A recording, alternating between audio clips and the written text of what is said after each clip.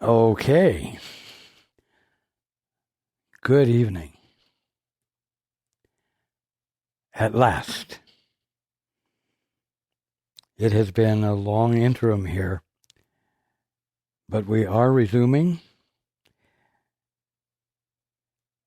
and we will not be reading from the book tonight, so I have no page numbers to give you, but I will let you know that beginning next weekend, we will resume where we left off in the book quite a while ago regarding the obstacles to peace, and we will move forward from there. Before we begin, let's take a few moments to be quiet together.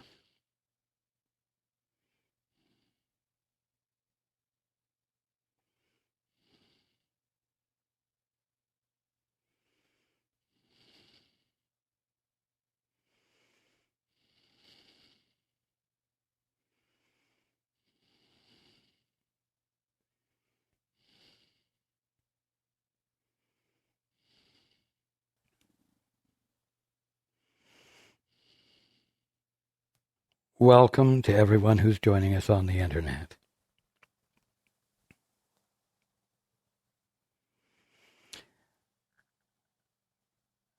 I'm going to talk about something important tonight. Not necessarily anything new. Something we've been discussing for quite a while, which I know the majority of those listening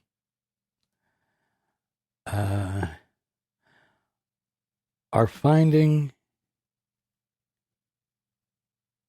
to be more significant and more demanding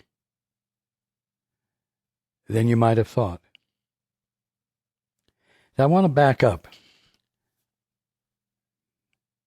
to the account of creation, to the point at which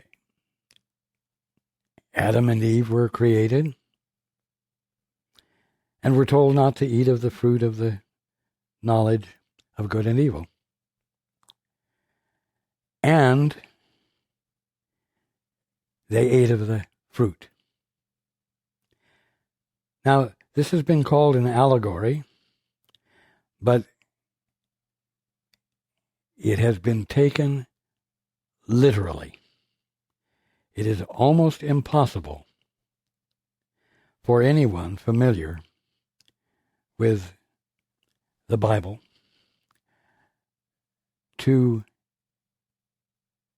not feel that there were a man and a woman in the Garden of Eden, the realm of perfection, who were disobedient to God and ate some fruit.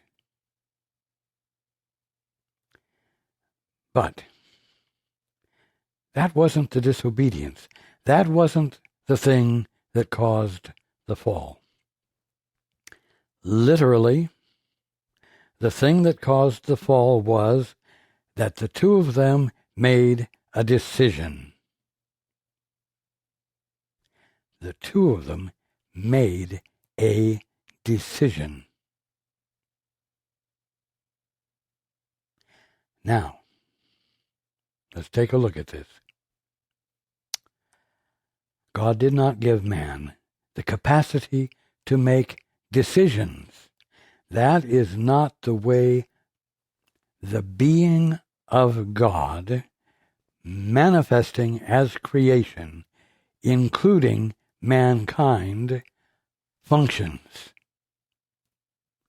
We've talked about this. We referred to the fall as being when two or more brothers or sisters, sons or daughters of God, decided to act independently. Literally, that means they decided to make decisions for themselves without referring to their father, without being joined, which of course is impossible. That which is the expression of God cannot become disjoined from him. And so that never happened, not as a fact. But a decision was made to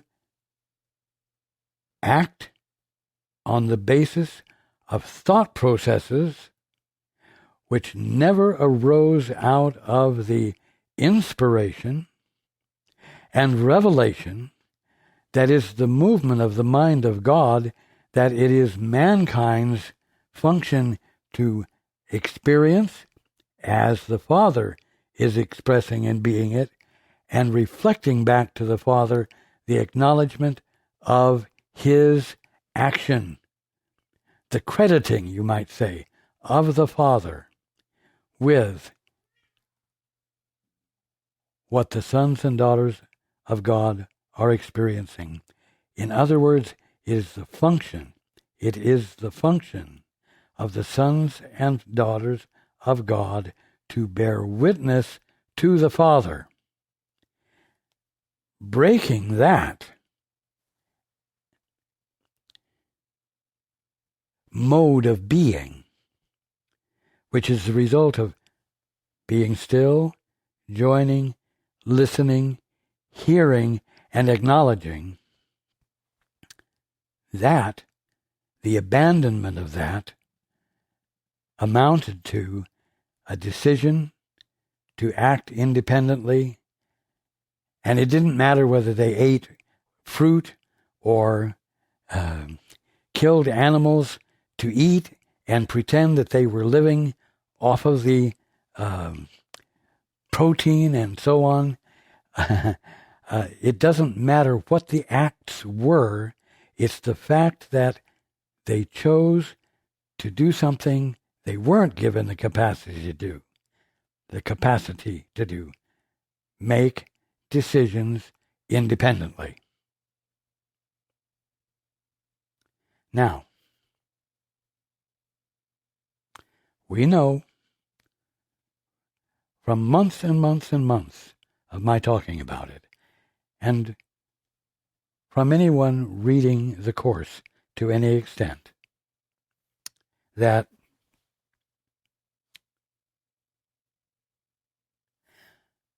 the moment a divorce was believed to have occurred from the Father, those who got the divorce moved in to the realm of imagination. Whatever they imagined a thing to be, that's what they said it was, and that's what they decided it was, and that's what they based all of their thinking on. This pretension of independence, believe it or not, is hard work, because it denies the very nature of one's being, which is to be inseparably, eternally joined with the Father as the Father's expression, bearing witness to the Father because they're paying attention to what the Father is being and not to what they wanted to decide everything was and what the meaning was. This takes effort because it's an act of self-denial. This is important. The effort is not a comfortable experience. And so, there is an ever-present dissonance, which everyone is trying to get away from. The only thing is, everyone is trying to get away from it by virtue of even more independent thinking and reasoning and use of logic, and still being unjoined, divorced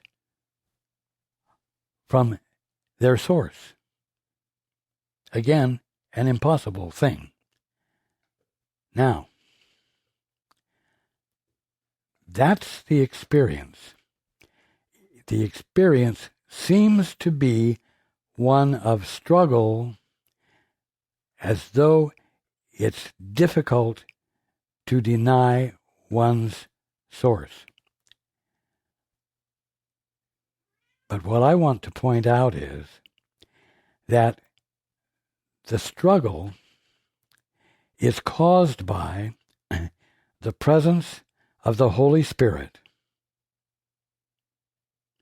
which, for the first time, has been described as that which is nothing more than your right mind in the book A Course in Miracles.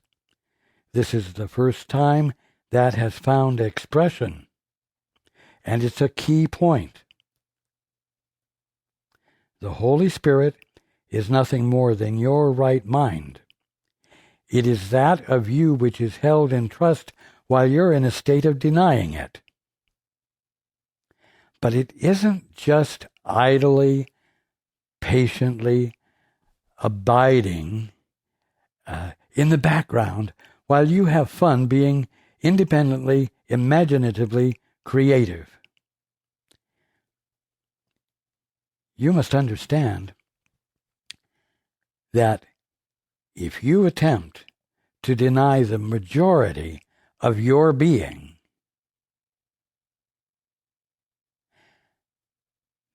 the majority of your being that is being excluded from your awareness by your willfulness is going to feel like pressure to you, because it is going to, and it always has been, insisting upon registering with you and waking you up. This is important to understand, because it means that you are constantly partnered with by that of you which you are in a constant state of denying. And this partner with you, which is nothing more than the rest of your right mind, is the presence of love, constantly undermining your willfulness, constantly being your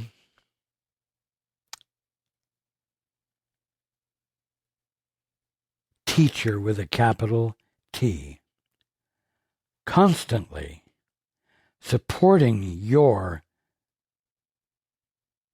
being shaken out of your intent to continue to think independently and define everything yourself without ever saying, Father or Holy Spirit, what is the truth here? What is the more of what God is being right here than what I'm seeing? You are constantly companioned with, by, that of you which is your holiness, which is holding in trust the Father's perspective of creation and of you, and the correct perspective of your brothers and sisters, which it is your birthright to be experiencing and blessing your brothers and sisters with by the acknowledgement of their divinity as well.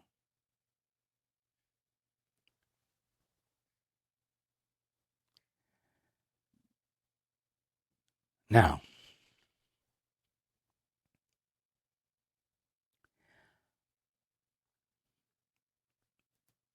because it's believed that there's a trinity, an actual separation of three different elements, it seems to you, even though you're a student of the Course, that the Holy Spirit is something separate with whom you can communicate and who is willing to be your helper to reunite you with the Father. What is not clear to you, and which must become clear, is the fact that the Holy Spirit is the rest of you. It is the rest of your infinite conscious awareness, which you are not connecting with because you are engaging in private, personal, willful activity that's unjoined with that which is universal, that which is divine. And so, in the belief that there is an actual Trinity, you do not realize that in practicing the two-step, in practicing the holy instant, you are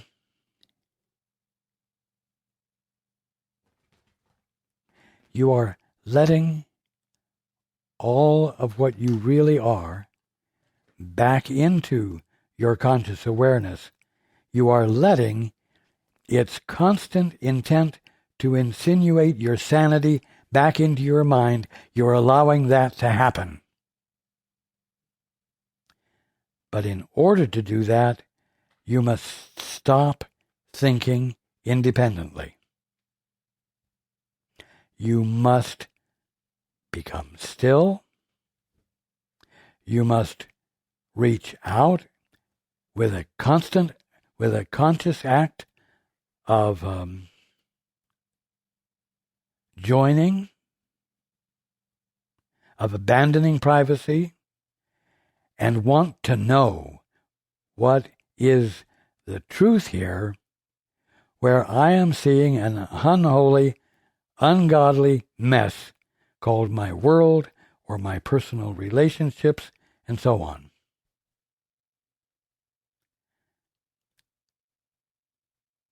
Well, so many of you say, there are only a few who are able to hear the Holy Spirit or hear the Christ, and so I must depend on them. And I am just going to have to be satisfied with the fact that I can't do it. Well, congratulations. You've just engaged in a decision. You've taken an idea. You've stated it. You've stated it as a fact. You've accepted it, and you have succumbed to it. And of course, you're not going to hear anything. But here's the point. It's time for everyone to wake up out of the illusion of privacy, independence, and some incredible capacity to imaginatively be as creative as anything could be. Because as a mortal, as a human being, you have this capacity. And the truth that's being revealed is that you do not have that capacity, and you are suffering from practicing it as though it's real.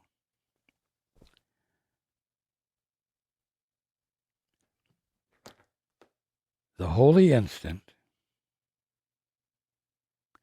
is the silence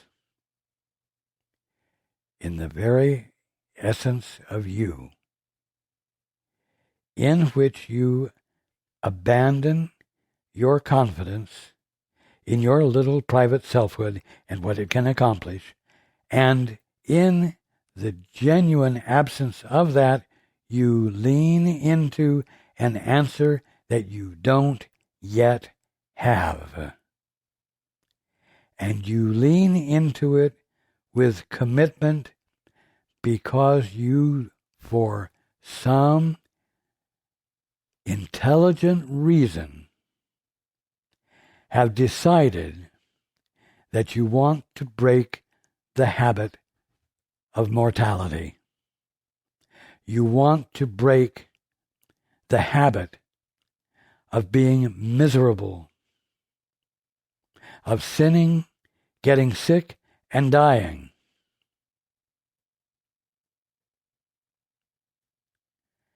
Now, just as I said with Adam and Eve, it didn't matter what act they engaged in, as long as the act was based on a decision that constituted an independent act. Well, in terms of waking up, in terms of the practice of the holy instant, it doesn't matter what you're doing. Washing dishes, washing your car, repairing your car, weeding the garden, feeding the hummingbirds. It doesn't matter what you're doing if you decide not to do it alone. You are engaged in the process of waking up.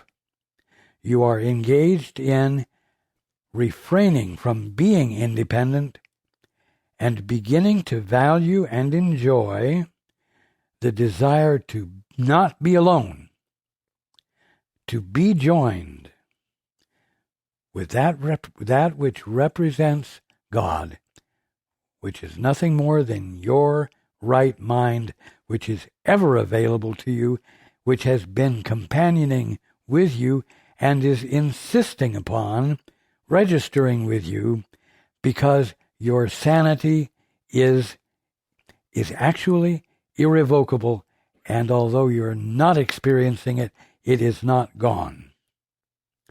And so,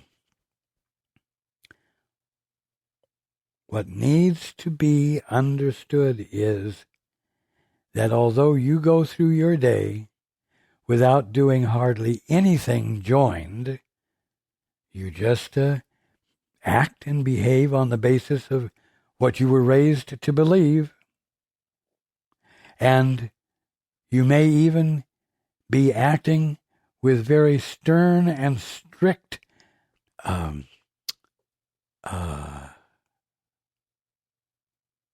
I will say postulates, principles that were handed down to you by strict parents or by a society which was very confined to principled behavior. And it's time for you to abandon that. I will tell you, if you are not listening and if you are not hearing, then everything you are doing is being done in your imagination. Everything is being defined by what you have imagined or by what the imaginations of others were that were taught to you, and you are not connected in that place where the revelation of truth and healing and invulnerability and eternality are present for you to regain the experience of.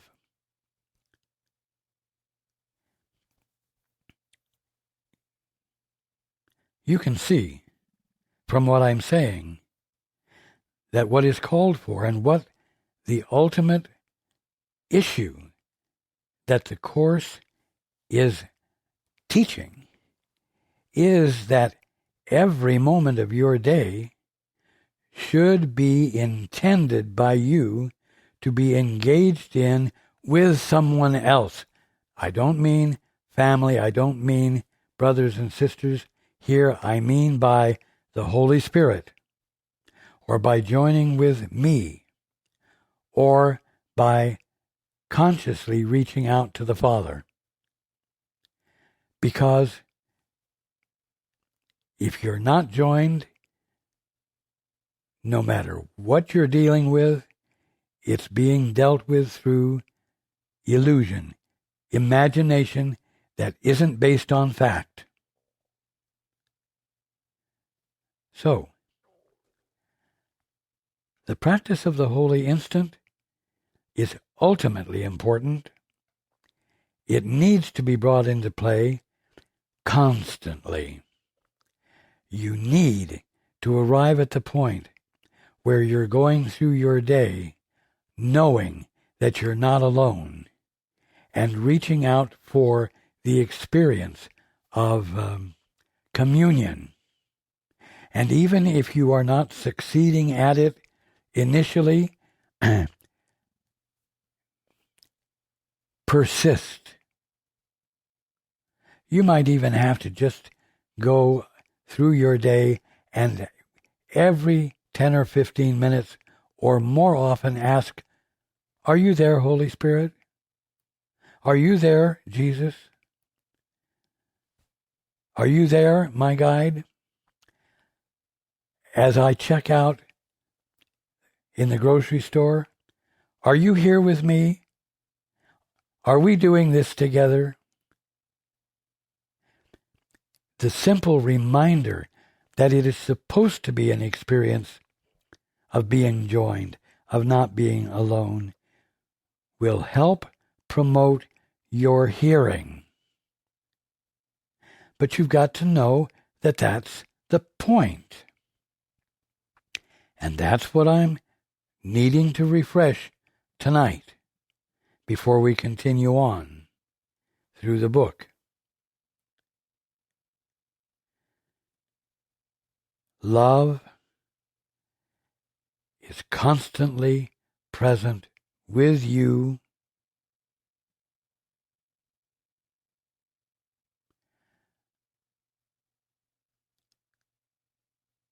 tapping you on the shoulder, as it were, to say, move this way, move that way, say this, say that.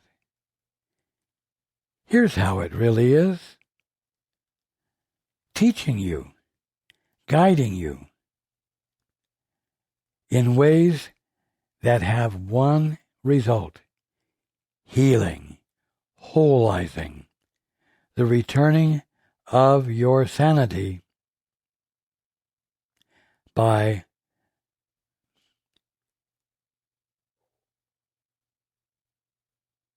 the acceptance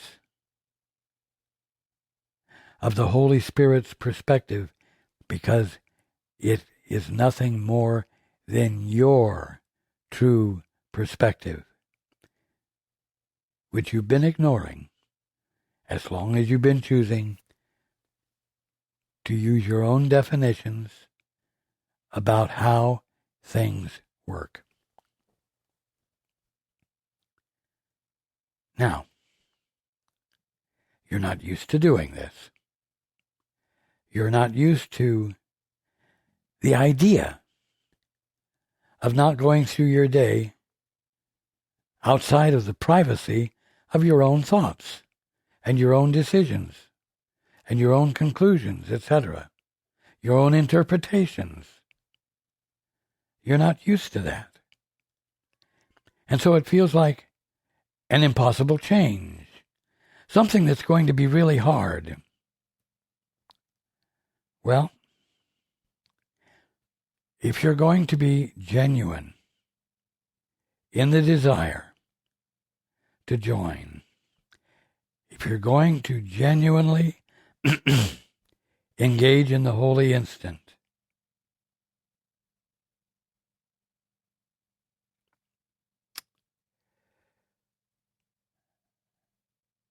you are going to have to bring a level of faith into it. You are going to have to bring, for lack of better words, a certain determination into play.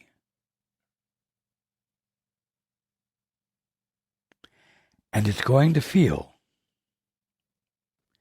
like you're doing it all by yourself, because you aren't going to be relying on the way everyone else sees things. You're not going to be relying on what you've been taught everything is. And you're going to be moving into a space where what you're not familiar with can be revealed to you.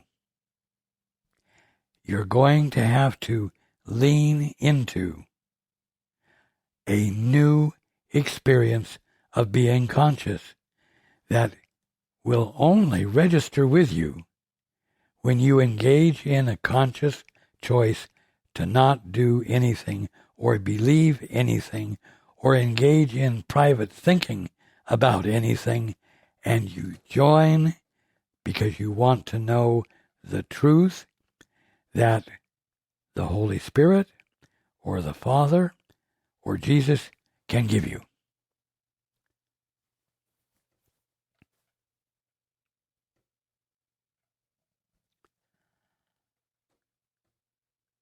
Your conditioning, your definitions, the meanings you give, tell you that you're not likely going to be able to succeed because it is so radically different and you have no means of justifying it yet.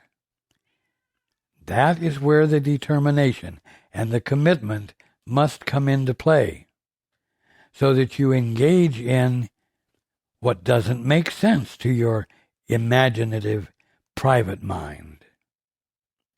Because that's the only way you will step outside of memory and the bondage of rules and behaviors that cannot change.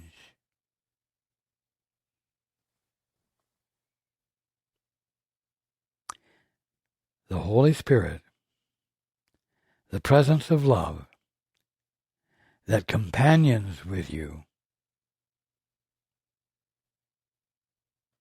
is willing to make things so clear to you that all it takes is a little willingness on your part. It's true. But at the moment, you're quite conditioned to believe what you believe,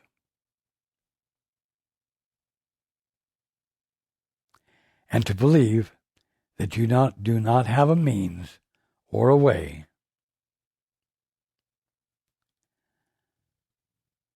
of becoming quiet enough to let an entirely new perspective register with you. But that is nothing more than conditioned thinking, a habit of thought which you validate because you're more familiar with it, even though it doesn't work.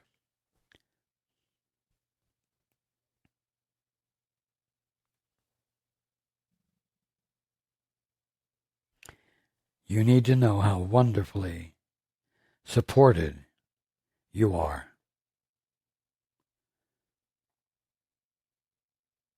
How constantly supported you are. And you must bring, as I've said, an active faith into relinquishing your confidence in what you believe. And, for lack of better words, asking the Holy Spirit for a better belief, we'll say. For a perspective that more closely approximates what is utterly, divinely true about you, about creation, and about everything you're experiencing.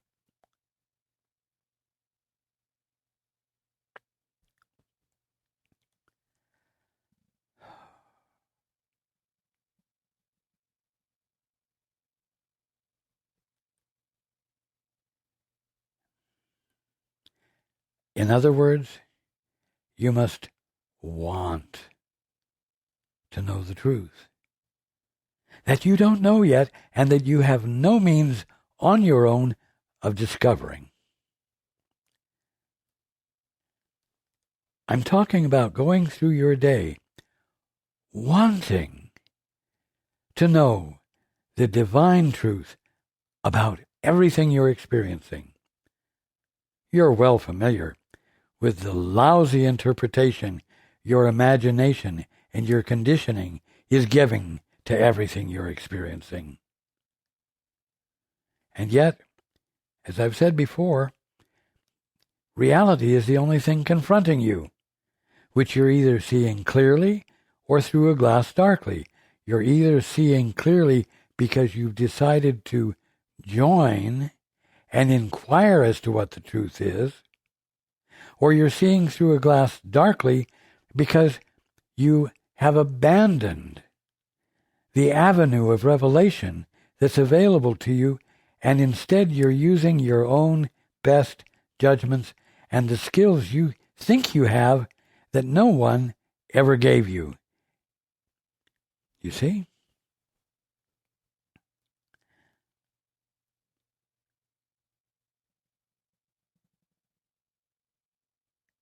The task is to go through your day as consistently as possible,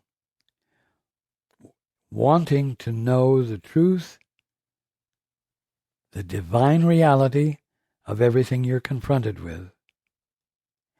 And you need to know that on your own you can't possibly know. And therefore, there is no benefit in trying to figure everything out yourself, no matter how creative you are or think you are.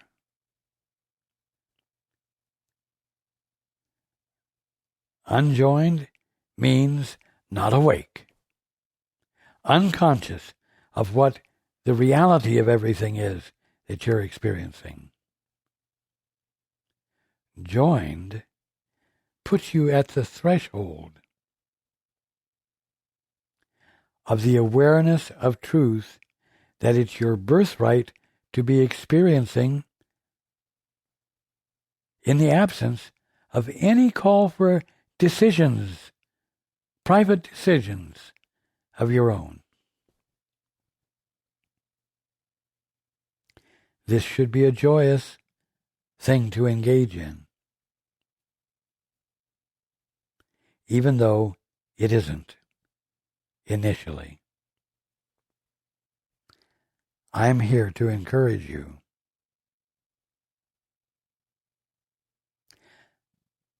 To bring the desire to look at everything and experience everything with the Holy Spirit, asking for the Holy Spirit's perspective, which is truly your divine perspective.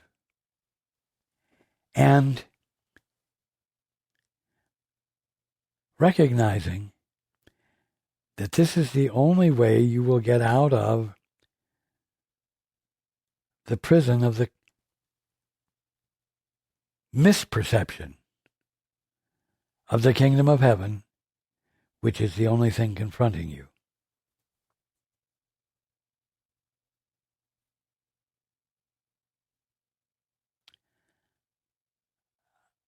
The simplest way for this to have meaning for you is that if you will, at the least, assume that there is a God, and that God is omnipotent, and that you are his expression, and the kingdom of heaven, reality, whatever the words Garden of Eden originally meant, if you recognize that because God is omnipotent, there must be available to you a different experience than the one you're having, it will be easier for you to want to have the experience of truth, and for it to be a practical enough understanding, we'll say, of the need that you're willing to want it as consistently and as permanently as possible, so that you bring I'm going to call it a determined willingness, which is different from willfulness, so that you bring a determined willingness into play to hear the voice for truth and to no longer rely upon whatever goes through your mind when you're not joined. You see?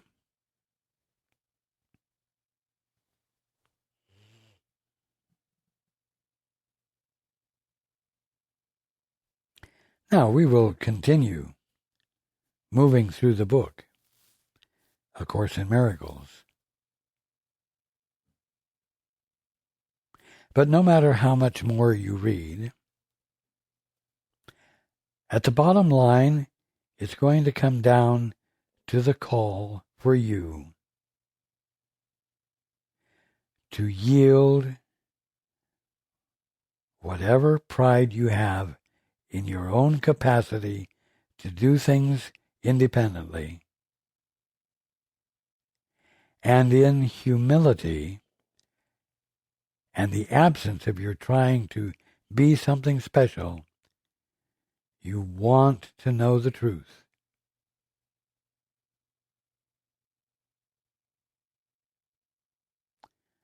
You want to know the truth that you can't possibly arrive at through the use of imagination, and you can only arrive at in the willingness to be so joined with your right mind that you find yourself joined irrevocably with the Father, and you are able to experience everything and actually recognize God in what you're experiencing, so that you are able to bear witness to Him, which is your part of the act of creation.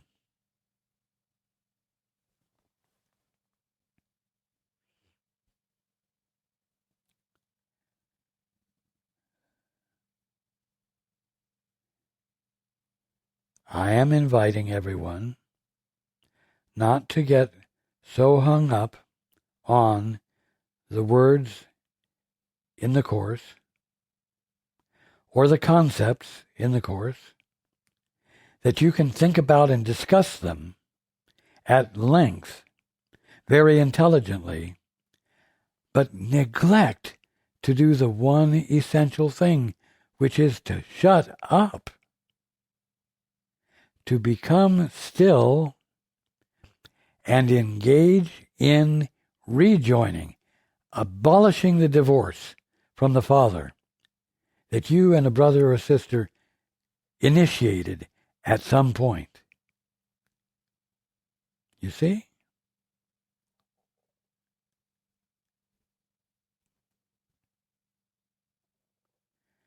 You know, when a crisis arises, when something happens that is, I will say, major, and to you it is overwhelming because you know you have no way whatsoever to cope with it, then you will practice the holy instant. Then you will engage in the two-step.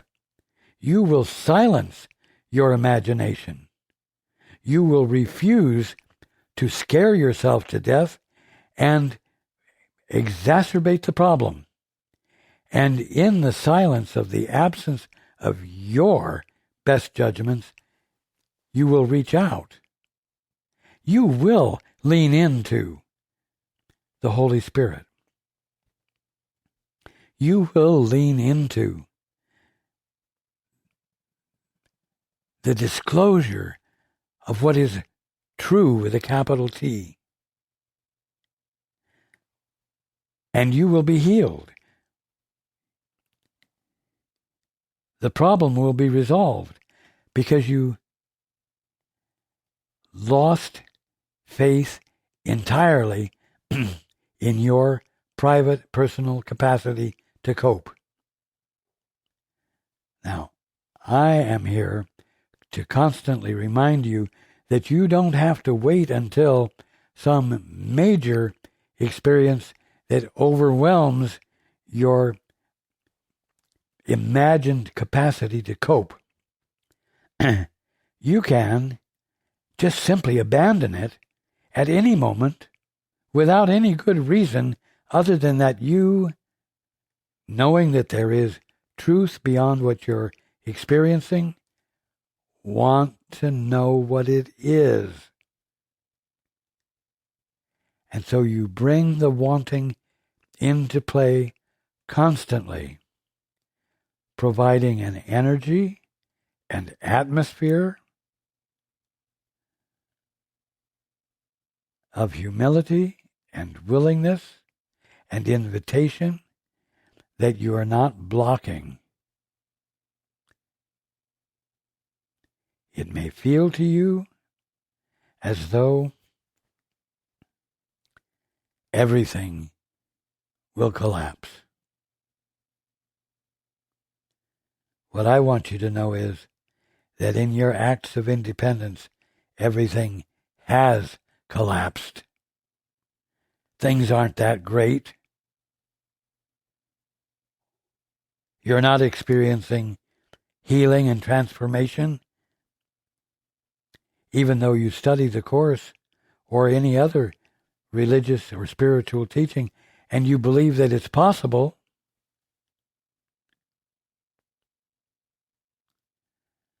You can lean into the actuality of it on purpose by wanting to know the truth that goes beyond the most imaginative perfection that you might be able to come up with, and you want to experience it because it is the expression of an eternal God, where there is no variableness, where what God is constantly moving into expression and nothing else. Want that, and remember to want it, no matter what you're engaged in.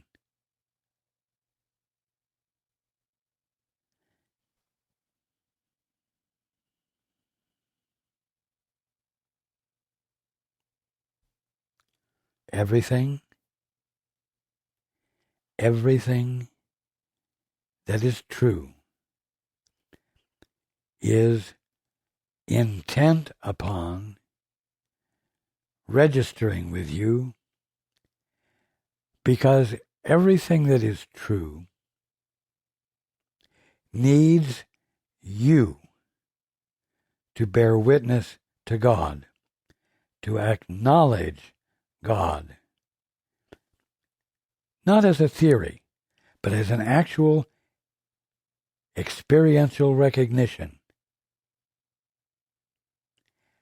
Because then you are fulfilling your role as co-creator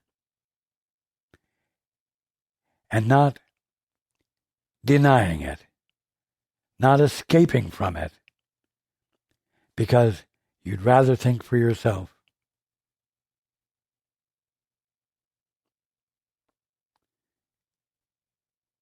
And so, no matter how many more pages there are to read, no matter how many more things there are to say and to elucidate, there's one thing that it all boils down to, and you can begin this very moment and have every day, every hour, every minute from now on filled with an active awareness of your wanting to know the truth that you don't know yet and that you have no way of discovering all by yourself. That's the simplicity of it. And you could say that's the difficulty of it. But the only thing that makes it difficult is the familiarity and the reverence that you bring to what you believe and what you want to believe without joining with that which can provide you with an incredibly different view that exposes God and the kingdom of heaven to you today, right where you are, in every moment. And that's the point.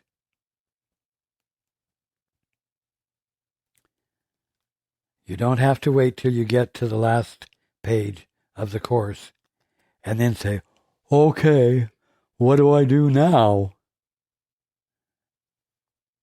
And you realize, oh, I better engage in the holy instant. I better practice the two-step, because now I can't rely on the ongoing good feelings and wonderful perspectives that I was exposing myself to as I was reading through the book. Now, I'd better do it. Now, I had better recognize, and I know I'm being repetitious, but it's the simple truth. Now I recognize that no matter what I think on my own, it is an experience that denies me the discovery of what I truly am, that causes me not to experience the Holy Spirit as that which is nothing more than my right mind. And I don't want to have that experience any longer. I'm going to abandon it.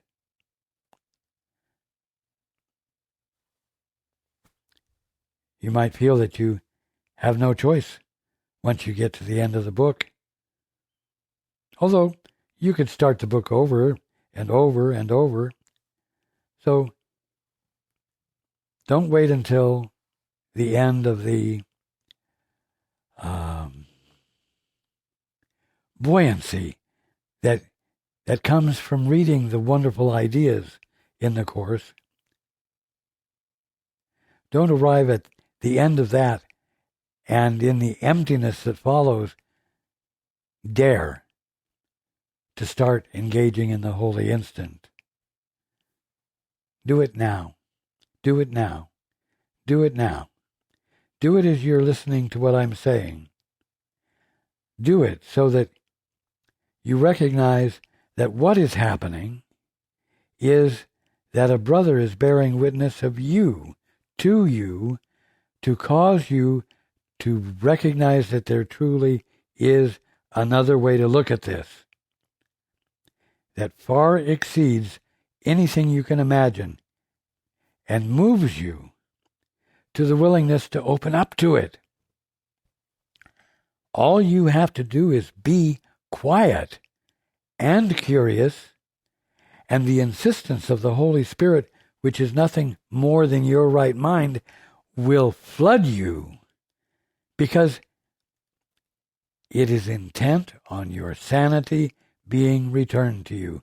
And that's called love with a capital L. It is the Holy Spirit's purpose to uncover the Father in you and in everything you're experiencing. And that insistence will succeed when you give up and open up. And so this won't be the last time you hear me talk about this, but we needed to talk about it before we proceed further in the book.